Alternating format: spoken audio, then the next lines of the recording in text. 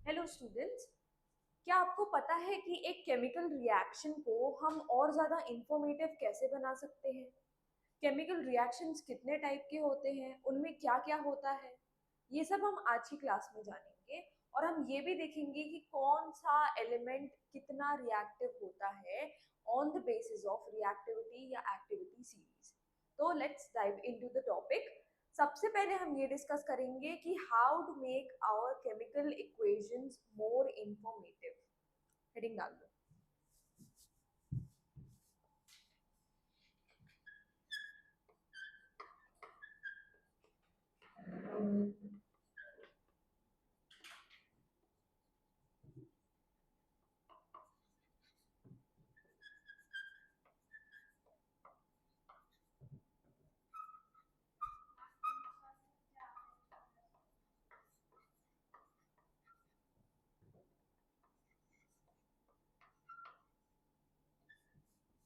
Okay, तो सबसे पहले हम डिस्कस करते हैं कि जो भी हमारे रिएक्टेंट और प्रोडक्ट रहेंगे उनका क्या क्या स्टेट रहेगा हमारी केमिकल इक्वेशन में। देखो जरा,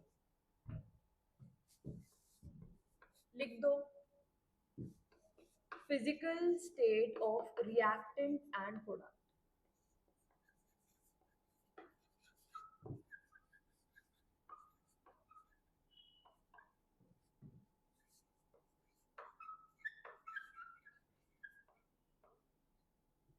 अब देखो, अगर हमारा रिएक्टेंट या प्रोडक्ट सॉलिड रहेगा तो हम उसको कैसे रिप्रेजेंट करेंगे? लिक्विड रहेगा, एक्वा स्टेट में रहेगा या गैसियस स्टेट में रहेगा, तो कैसे रिप्रेजेंट करेंगे? अच्छा, एक्वा स्टेट क्या होता है? तो बेटा हमने जो भी अपना एलिमेंट कंपाउंड लिया हुआ है तो उसको हम सॉल्यूशन स्टेट में, जब मतलब उसमें जब हम पानी मिला देते हैं, ओके, जो भी हमारा कंपाउंड है उसमें हमने पानी मिला दिया। फॉर एग्जांपल हमने सॉल्ट लिया है, कोई सा भी, NaCl ले लो, ठीक है। तो NaCl यूजुअली सॉलिड फॉर्म में एग्जिस्ट करता है। अगर हमने उसमें पानी मिलाकर उसको डिसॉल्व कर दिया तो वो कैसे सोल्यूशन हो गया? एक्वस सोल्यूशन, ठीक है। तो ये होता है एक्वस का मतलब। देखो जरा, अगर सॉलिड रहेगा तो क्या लिखोगे? स्मॉल एस लिखोगे। लिक्विड रहेगा तो क्या लिखोगे? Small L, gas. एक्वस रहेगा तो क्या लिखोगे?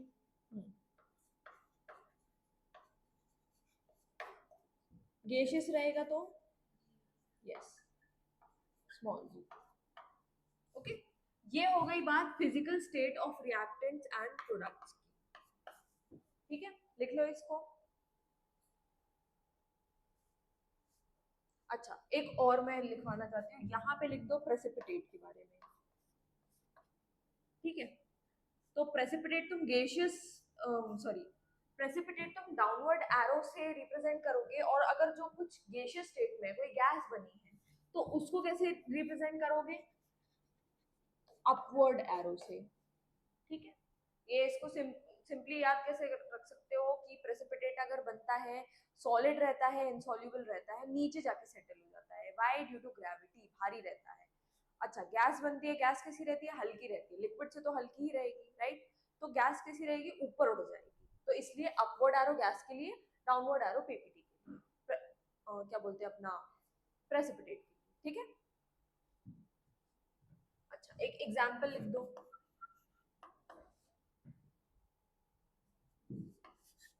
जिंक हमने लिया है यहाँ पे सॉलिड स्टेट में, यहाँ पे हम ऐड कर रहे हैं सल्फ्यूरिक एसिड, ये है हमारा एक्वस स्टेट में। तो हमको क्या मिलता है? हमको मिलेगा जिंक सल्फेट एक्वस स्टेट में प्लस हाइड्रोजन गैस। ओके, अब ये गैस है तो मैं यहाँ पे स्मॉल जी लिख दे रही हूँ, या तो अपवर्ड एरो लिख सकते हो, ठीक है। तो ये हो गई आपके एक तरीके से इक्वेशन की representation with these physical state.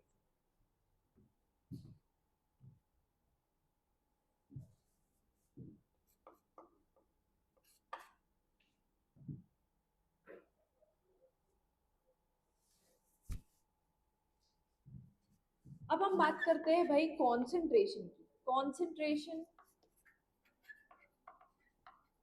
Of N acid या बेस, ठीक है।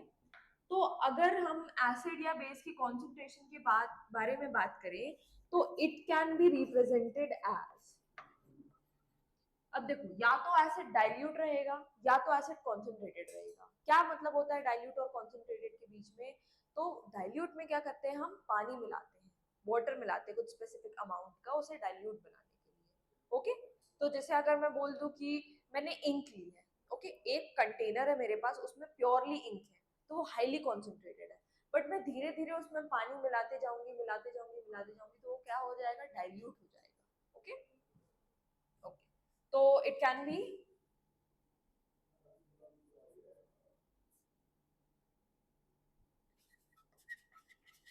concentrated और डाइल्यूट। ठीक है, अब इसको एज एन एग्जांपल समझ लो कि ऊपर वाला ही ले लेते हैं हम। यहाँ पे अगर मैंने जिंक ले लिया सॉलिड स्टेट में और यहाँ पे मैं ले रही हूँ डाइल्यूट स्टेट में सल्फ्यूरिक एसिड,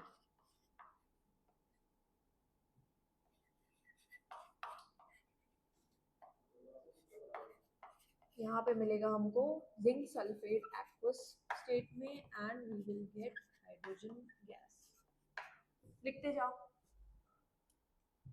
अच्छा सीबीएसई में जब भी कोई आंसर लिखो, अगर कुछ पूछ लिया सीबीएसई में ही कि भाई इक्वेशन को कैसे इंफॉर्मेटिव बना सकते हो, ऐसा कोई क्वेश्चन आया तो उसमें जितने भी मार्क्स कराएगा उतने पॉइंट्स लिख देना, बट हर पॉइंट में एक एग्जाम्पल जरूर लिखना, हर पॉइंट की हेडिंग डालना, उसको एक्सप्लेन करना और एग्जाम्पल देना नीचे कि ऐसा ऐसा हम दिखा सकते हैं। Okay, this is very important for presentation, presentation matter करती है एग्जाम में। ठीक है, अच्छा, नेक्स्ट लिख सकते हो heat exchange accompanied by reaction। ठीक है, इधर पे हम सबसे पहला केस देख लेते हैं एक्सोथर्मिक रिएक्शन का। एक्सोथर्मिक रिएक्शन क्या होते हैं, याद है? हीट अब्सॉर्ब हो रही थी कि रिलीज हो रही थी? एक्सोथर्मिक, अब वो अब्सॉर्ब नहीं होगी तो रिलीज होगी।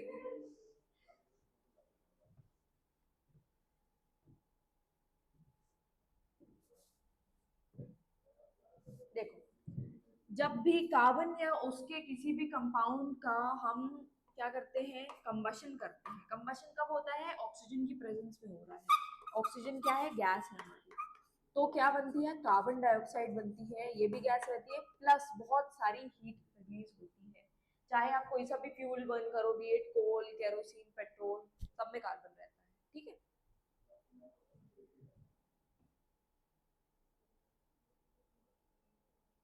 एंडोथर्मिक पे चले।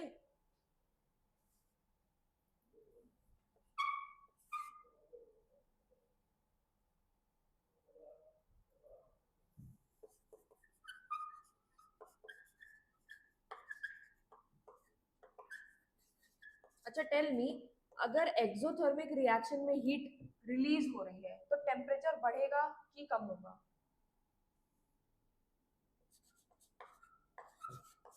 सोचो।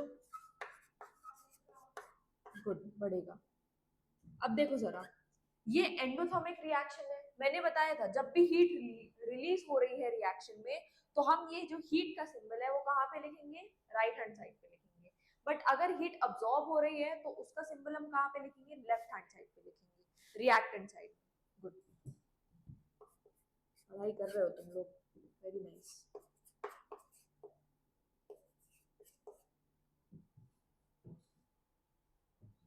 ठीक है, नोट कर लो।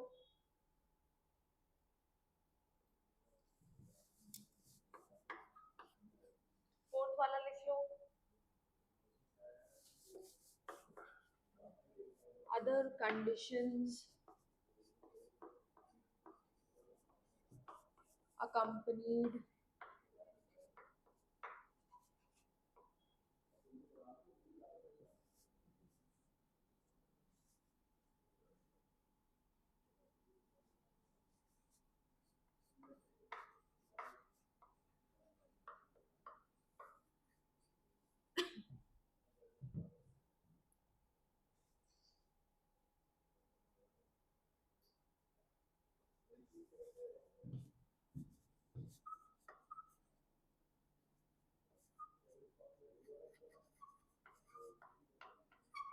इसको समझ लेते हैं एक इक्वेशन से, ठीक है। लिखो जरा,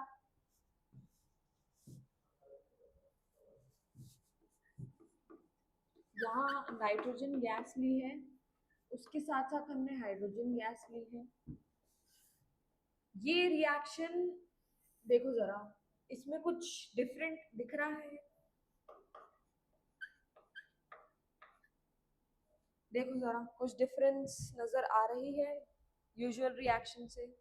यस, व्हाट्स द डिफरेंस?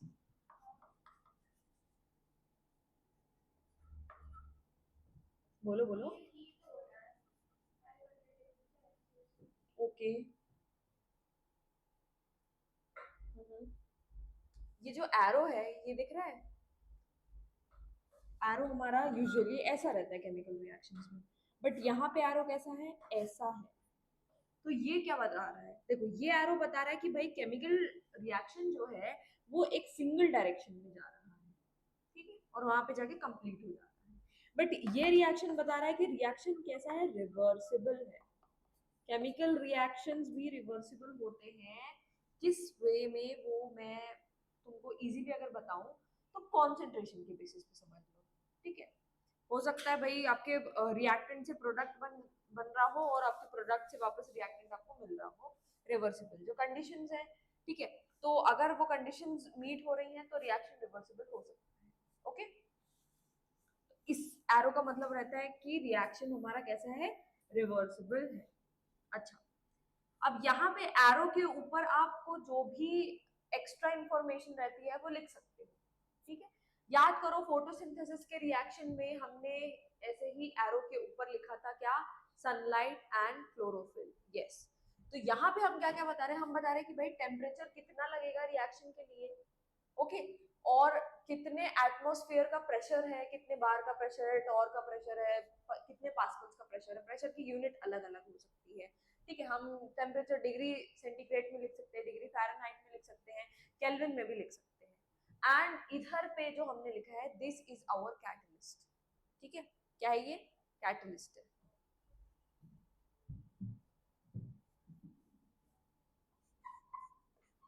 अच्छा, व्हाट इज दिस? नाम बताओ इसका। अमोनिया। ये बात याद रखना, बच्चे इसमें बहुत कंफ्यूज होते हैं। क्या ये जो NH3 है, इसको हम क्या कहते हैं? अमोनिया कहते हैं। गैसियस स्टेट में मिल रही है हमें ये रिएक्शन में। एंड दिस, ये होता है अमोनियम। क्या है ये? पॉजिटिव आयन है। पॉजिटिव आयन को क्या कहते थे? कैटायन कहते थे कि एनायन कहते थे? यस, इसको हम कैटायन कहते थे। याद करो, वो जो अपन ने स्पेशल वाले लेक्चर में एक टेबल बनाई थी, है ना? एक टेबल मैंने क्या बोलते हैं PDF में प्रोवाइड की थी, तो उसमें ये सारे रेडिकल वगैरह लिखे थे। अमोनियम भी वैसा ही रेडिकल रहता है। रेडिकल क्या होता है भाई? ग्रुप ऑफ अलग अलग एटम, डिफरेंट एटम, ठीक है, अलग अलग एलिमेंट के अलग अलग एटम का ग्रुप रहता है, ठीक है। And it might be possible, देखो जैसे यहाँ पे क्या है, हमारे पास एक एलिमेंट है नाइट्रोजन, दूसरा एलिमेंट क्या है? हाइड्रोजन। तो इनके एटम भी अलग अलग रहेंगे, अलग एलिमेंट है, एटम भी अलग अलग है। अच्छा, तो देखो, नाइट्रोजन का एक एटम है, हाइड्रोजन के 4 एटम है, और हमारे पास क्या है? एक प्लस का साइन है। तो मतलब ये जो हमारे ग्रुप ऑफ एटम है, इसके ऊपर जब चार्ज रहे तो इसको हम क्या कह देते हैं? रेडिकल कह देते हैं, ठीक है। ये याद रखना, ये अमोनिया होता है, ये अमोनियम होता है। ये मैं पूछती रहूंगी साल भर। बच्चे इसमें बहुत कंफ्यूज होते हैं, मुझे फिर मजा आती है वैसे टांग खींचने में। चलो, क्या है वो? गैस, रिएक्टेंट साइड में। सॉरी प्रोडक्ट साइड में, बताओ बताओ। अमोनिया है कि अमोनियम?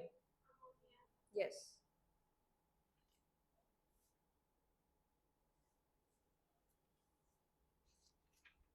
अच्छा, इस इक्वेशन को बैलेंस करो खुद से।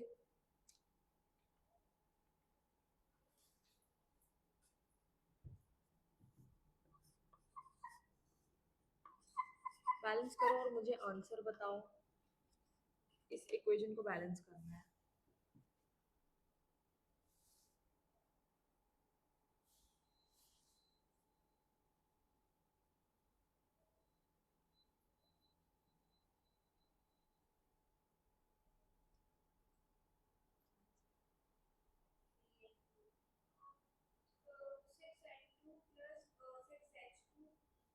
अरे देख, वहां पे कितने हैं?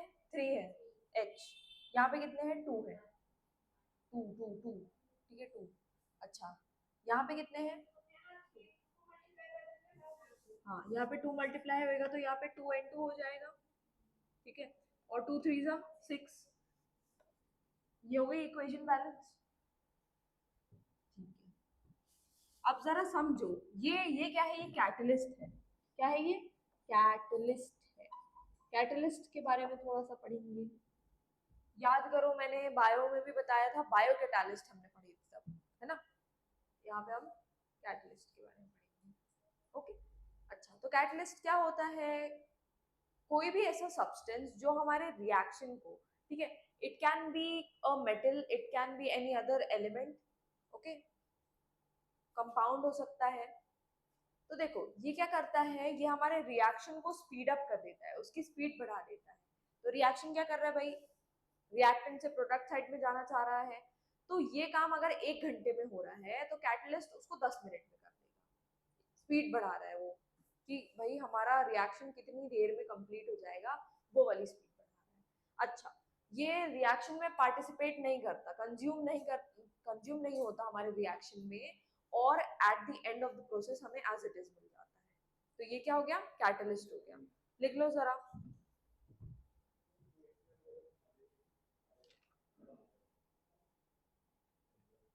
हेडिंग डाल ली?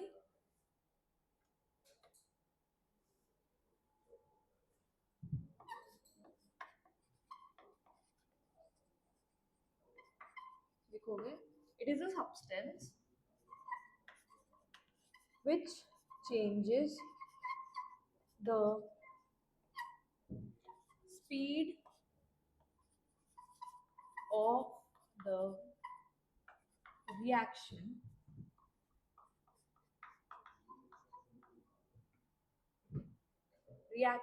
it is a substance which changes the speed of the reaction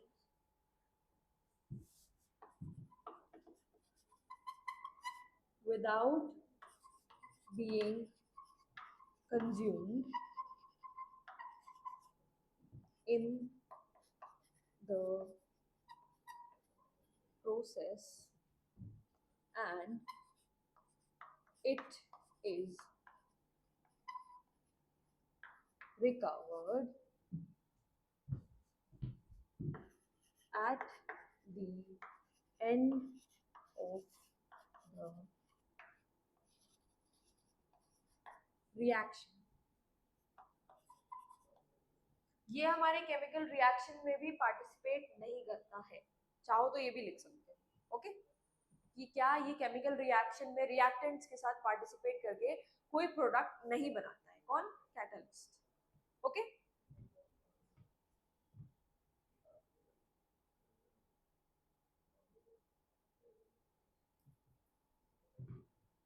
तो यहाँ पे जो भी चीज हम यूज कर सकते थे अपनी इक्वेशन को और ज्यादा इंफॉर्मेटिव बनाने के लिए, वो हमने सारी मेंशन कर दी है। ओके, अब हम पढ़ेंगे कि केमिकल रिएक्शंस कितने टाइप के होते हैं। हेडिंग डाल लो। इसका एक फ्लो चार्ट बना लेते हैं ताकि हमको इजी रहे समझने के लिए।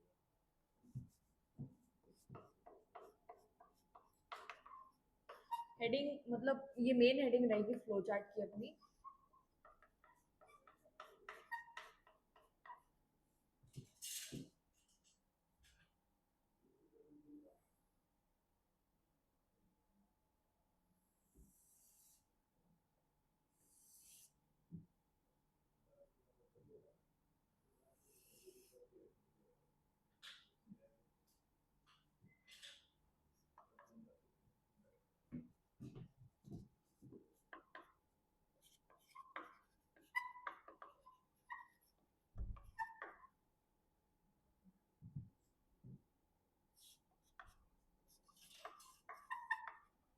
सबसे पहला है कॉम्बिनेशन, दूसरा है डीकॉम्पोजिशन। अब डीकॉम्पोजिशन भी तीन टाइप से हो सकता है। कैसे, देखो जरा।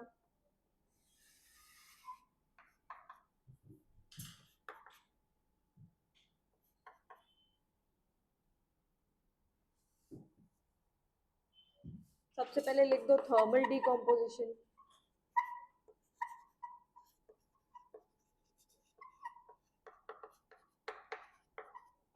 फिर आता है हमारा फोटोलिटिक डीकॉम्पोजिशन।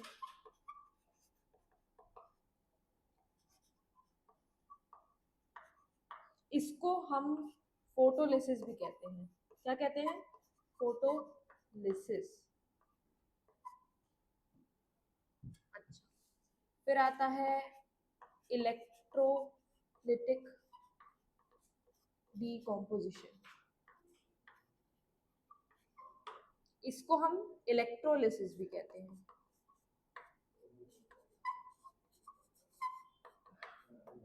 ठीक है, ओके। तो we have combination reaction, we have decomposition reaction. Decomposition हमारे तीन टाइप के होते हैं, एक थर्मल रहता है, एक फोटोलिटिक होता है, एक इलेक्ट्रोलिटिक होता है। क्या फर्क रहता है इन तीनों में? तो भाई देखो, थर्मल डीकॉम्पोजिशन में क्या हीट यूज करते हैं हम डीकम्पोज करने के लिए, है ना। अच्छा, फोटोलिटिक डीकम्पोजिशन में हम क्या, फोटो से क्या समझ में आ रहा है? लाइट। ओके, यहाँ पे लाइट यूज हो रही है डिकम्पोज करने के लिए। इलेक्ट्रोलिटिक डिकम्पोजिशन में हम इलेक्ट्रिसिटी यूज कर रहे हैं किसी भी सब्सटेंस को डिकम्पोज कराने के लिए। कॉम्बिनेशन रिएक्शन में क्या हो रहा है कि भाई सब्सटेंस कंबाइन कर रहे हैं, कुछ नया बना रहे हैं। डिकम्पोजिशन उसका जस्ट उल्टा हो रहा है। वहां पे क्या हो रहा है कि एक जो सब्सटेंस है वो टुकड़ों में टूट रहा है, अलग अलग पार्ट्स में टूट रहा है। And it might be possible कि मतलब हीट यूज हो उन्हें तोड़ने के लिए, या हम लाइट यूज करें, या हम इलेक्ट्रिसिटी यूज करें। ओके, लिखो इतना।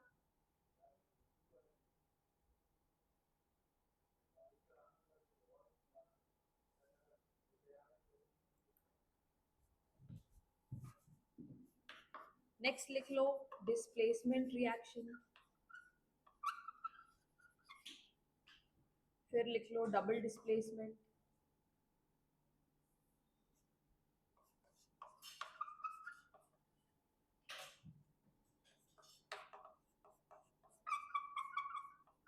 डबल डिस्प्लेसमेंट में भी दो टाइप के रिएक्शंस रहते हैं। इनको हम सेपरेट हेडिंग्स में पढ़ेंगे, पर मैं बता दे रही हूँ ये डबल डिस्प्लेसमेंट के ही टाइप्स रहते हैं। क्या क्या? एक तो रहता है आपका प्रेसिपिटेशन रिएक्शन, और एक रहता है न्यूट्रलाइजेशन रिएक्शन। अभी फ्लो चार्ट बना लो, फिर उसके बाद मैं तुमको डिटेल में समझाऊंगी विद एग्जांपल्स कि किसमें क्या क्या होता है, कैसे होता है। ओके, सब मैकेनिज्म भी एक्सप्लेन करूंगी। अच्छा, इसके बाद आते हैं रेडॉक्स रिएक्शन। रेडॉक्स रिएक्शन में दो चीजें देखोगे, एक देखोगे रिडक्शन, एक देखोगे ऑक्सीडेशन।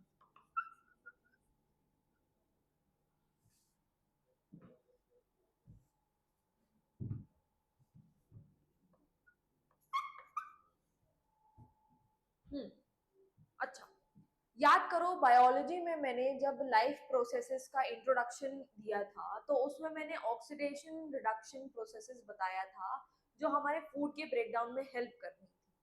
ओके, तो ये हम यहाँ पे पढ़ेंगे कि क्या होता है रिडक्शन, क्या होता है ऑक्सीडेशन। ठीक है, बना लो ये फ्लो चार्ट।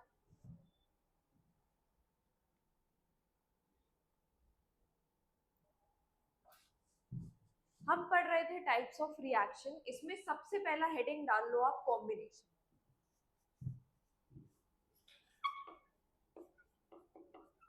Combination reaction.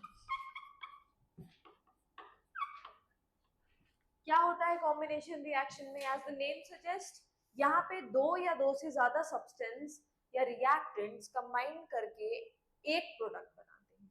ठीक है, क्या कर रहे हैं? बहुत से, दो या दो से ज्यादा।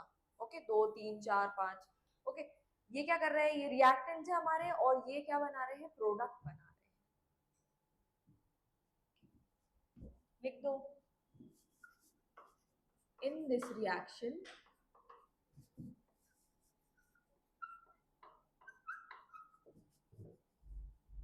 टू और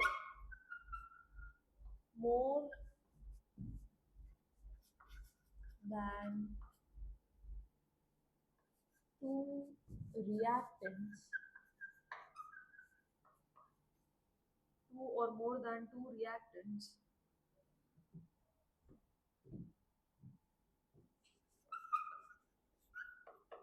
combine and react to form a single product.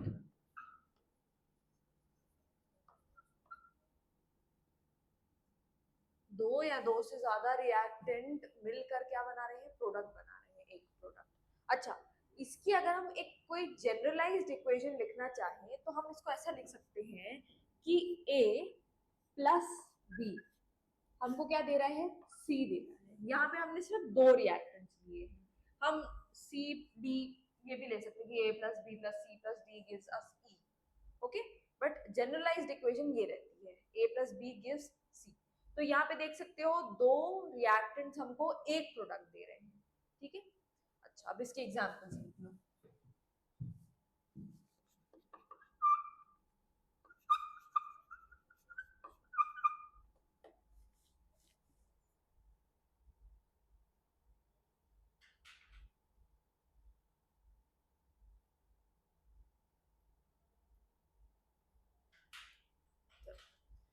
Example में भी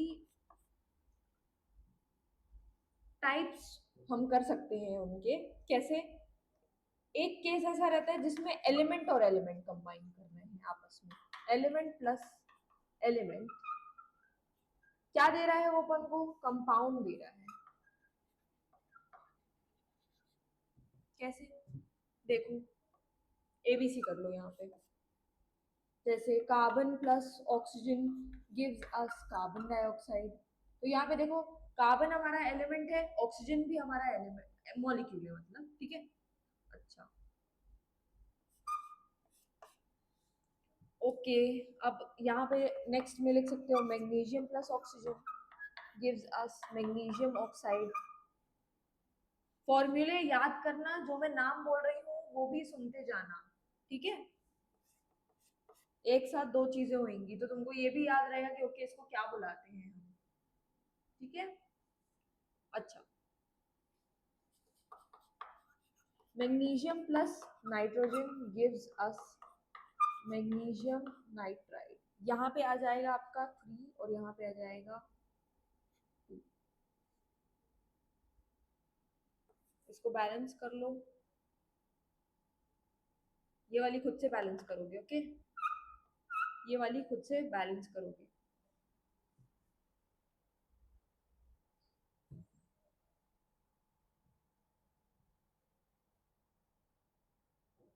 हो गया,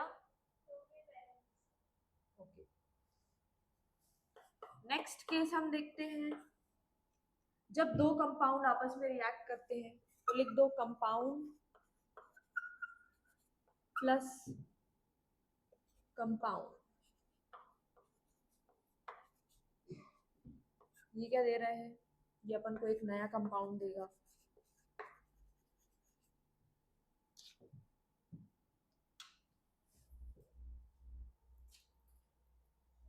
जैसे ए लिख लो, कैल्शियम ऑक्साइड प्लस वाटर, ये हमको कैल्शियम हाइड्रोक्साइड देगा। कैल्शियम ऑक्साइड प्लस वाटर हमको क्या दे रहा है, कैल्शियम हाइड्रोक्साइड दे रहा है, ठीक है।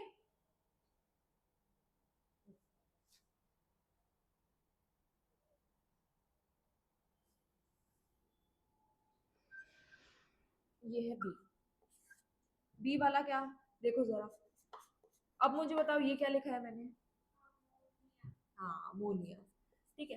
अमोनिया में अगर हम अपना क्या बोलते हैं इसको, हाइड्रोक्लोरिक एसिड डालेंगे तो हमको मिल जाएगा अमोनियम क्लोराइड। ओके, ये अमोनियम है, ठीक है।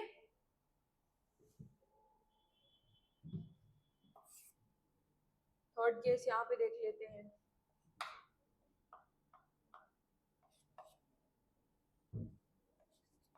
एलिमेंट और कंपाउंड,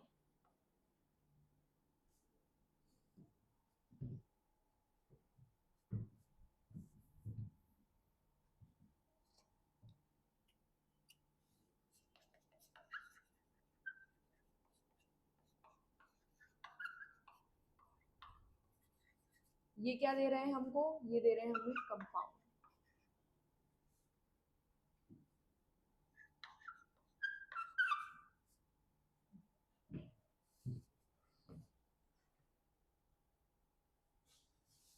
एग्जाम्पल लिख लो, इसका एक एग्जाम्पल है, सोडियम में पानी डालोगे तो सोडियम हाइड्रोक्साइड बन जाएगा, ठीक है।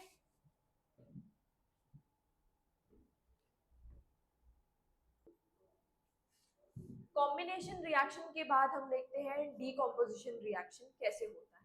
तो इसके बारे में लिख दोगे कि भाई अगर एक हमने कोई भी सब्सटेंस लिया, कोई कंपाउंड लिया, तो वो ब्रेक हो जाएगा दो या दो से ज्यादा सिंपलर कंपाउंड्स में या एलिमेंट में, ठीक है। ये होता है डीकॉम्पोजिशन रिएक्शन, लिख दो।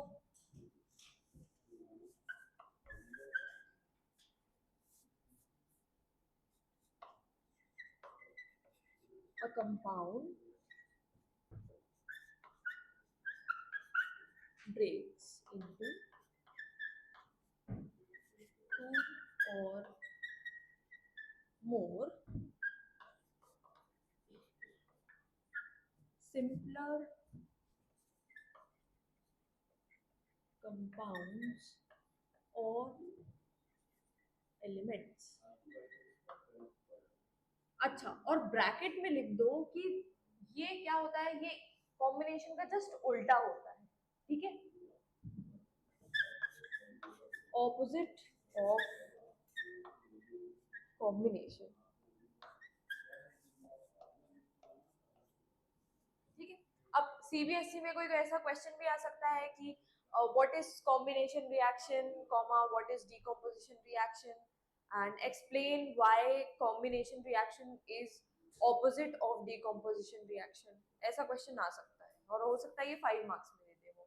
ओके, तो आप क्या करोगे, डेफिनेशन लिखोगे दोनों की, कॉम्बिनेशन की, डीकॉम्पोजिशन की, ठीक है, क्या होता है उसमें एक्सप्लेन करोगे, एग्जाम्पल्स लिखोगे दोनों के, है ना।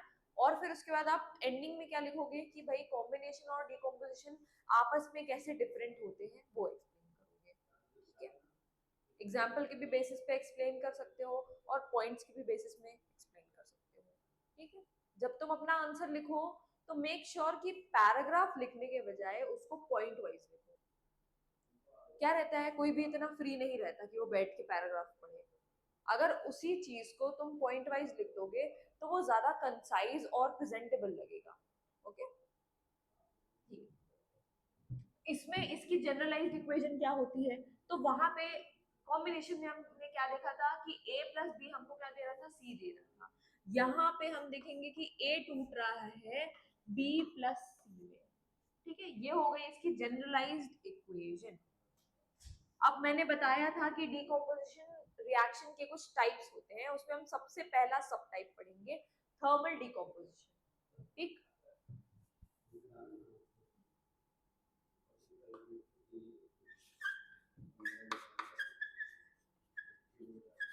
थर्मल डीकॉम्पोजिशन,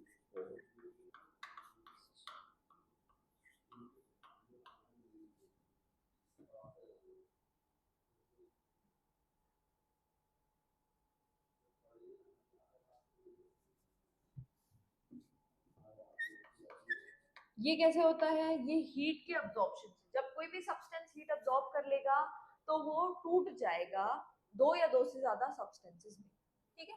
तो लिख दो दिस टेक्स प्लेस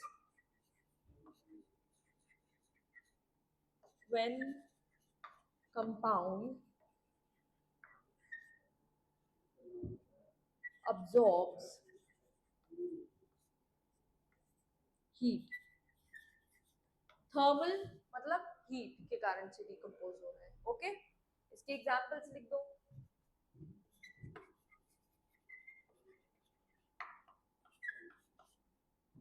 यहाँ पे हम ले लेते हैं कैल्शियम कार्बोनेट। अगर हमने कैल्शियम कार्बोनेट को हीट कर दिया तो हमको मिल जाएगा कैल्शियम ऑक्साइड और रिलीज हो जाएगी कार्बन डाइऑक्साइड गैस। ठीक है,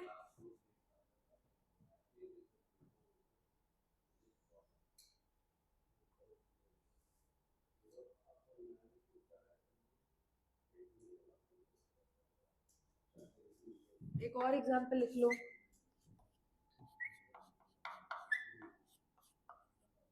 इसको लेड नाइट्रेट को, इसको क्या कहते हैं, लेड नाइट्रेट। पीबी मतलब लेड और NO3 मतलब नाइट्रेट। इसको जब हम हीट करेंगे तो हमको मिलेगा lead oxide,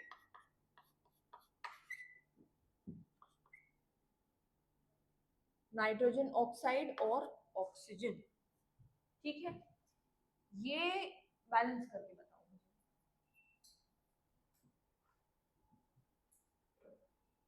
sorry, nitrogen dioxide. अब बैलेंस करो जब तक मैं इसका नेक्स्ट सब टाइप लिख दे रही हूँ।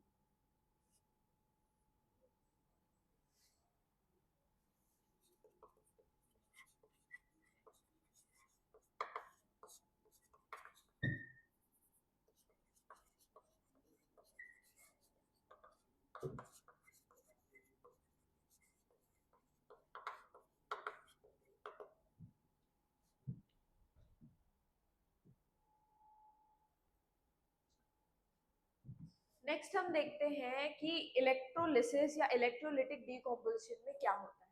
तो यहाँ पे हम एक कंपाउंड लेते हैं मोल्टन या एक्वस स्टेट में, ठीक है, और फिर हम उससे इलेक्ट्रिसिटी पास कराते हैं।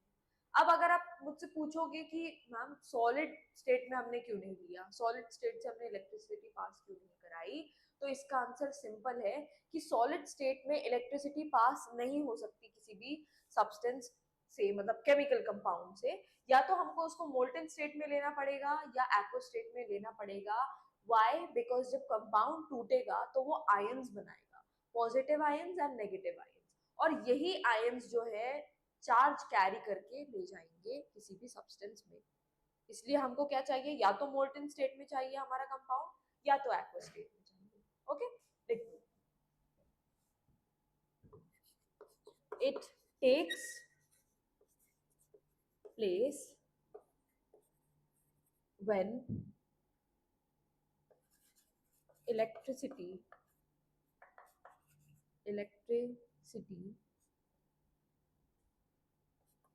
is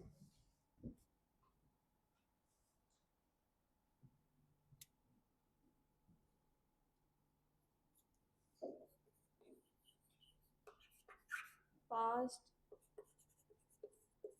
through the compound which is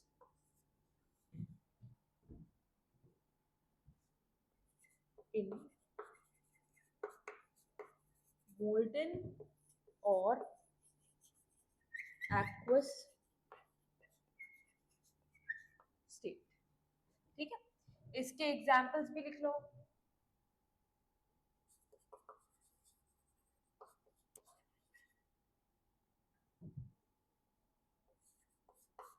देखो, जब हम पानी से इलेक्ट्रिसिटी पास करते हैं, यहाँ पे एरो के ऊपर लिख देना इलेक्ट्रिक करंट।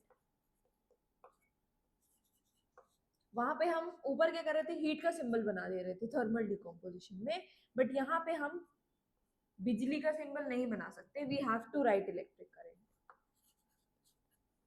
ओके, अब देखो, ये जो पानी का मॉलिक्यूल है ये टूट रहा है हाइड्रोजन और ऑक्सीजन में। ठीक है, हाइड्रोजन ऑक्सीजन से ही पानी बनता है, और उसको जब उसमें जब पानी में इलेक्ट्रिक करंट आप पास करोगे तो आपको मिलेगा हाइड्रोजन और ऑक्सीजन। नेक्स्ट एग्जाम्पल में आप लिख सकते हो सोडियम क्लोराइड। सोडियम क्लोराइड क्या रहता है, हमारा कॉमन सॉल्ट रहता है, टेबल सॉल्ट रहता है। तो तो इसको हम कैसे स्टेट में लेंगे, हम मोल्टन स्टेट में लेंगे, पिघले हुए स्टेट में लेंगे, या हम इसको एक्वा स्टेट में, मतलब हमने नमक को पानी में मिलाकर एक सोल्यूशन बना लिया, एक्वा सोल्यूशन बना लिया, तो हम वैसे स्टेट में भी उसको ले सकते हैं। ओके, मोल्टन या एक्वा स्टेट में। यहाँ पे भी लिख दोगे इलेक्ट्रिक करंट। तो ये टूट जाएगा हमारा सोडियम और क्लोरीन। इक्वेशंस अब खुद से बैलेंस करोगे। इसका मुझे आंसर बता दो जरा।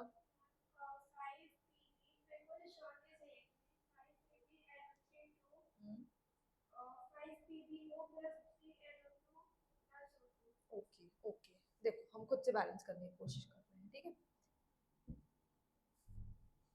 हमारे पास यहाँ पे सिर्फ ऑक्सीजन अनबैलेंस्ड है, यहाँ पे हमारे पास 6 ऑक्सीजन है और यहाँ पे हमारे पास 2 + 2 + 1 5 ऑक्सीजन है, ठीक है। अगर यहाँ पे मैं 2 लिख दूंगी तो मेरे पास क्या हो जाएगा, मेरे पास 2 NO हो जाए, सॉरी 2 नाइट्रोजन हो जाएंगे एंड 4 ऑक्सीजन हो जाएंगे, ठीक है।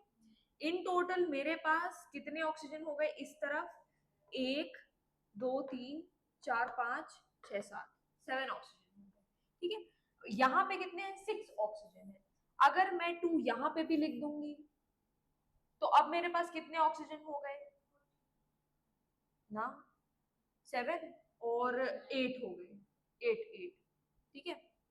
1 2 और ये 4, 2 + 4 6, 4 + 2 8। अच्छा, अब मैं ऐसा क्या कर दूं, देखो यहाँ पे 2 नाइट्रोजन है, अब देखो यहाँ पे लेड डबल हो गए हैं तो यहाँ पे भी लेड में डबल कर दूं। अब इधर पे देखो जरा, यहाँ पे अगर मैंने लेड डबल कर दिया तो नाइट्रोजन कितने हो गए, अब 2 × 2 4, 4 कितने हो गए, नाइट्रोजन हो गए। तो यहाँ पे अगर मैं 4 लिख दूंगी 2 के बजाय तो मेरे पास 4 नाइट्रोजन यहाँ पे हो गए। अब इस तरफ ऑक्सीजन कितने थे, 8 थे। यहाँ पे देखो 2 × 2 4, 4 2 जा 8 ऑक्सीजन हो गए, सॉरी यहाँ पे 4 3 जा हो जाएगा,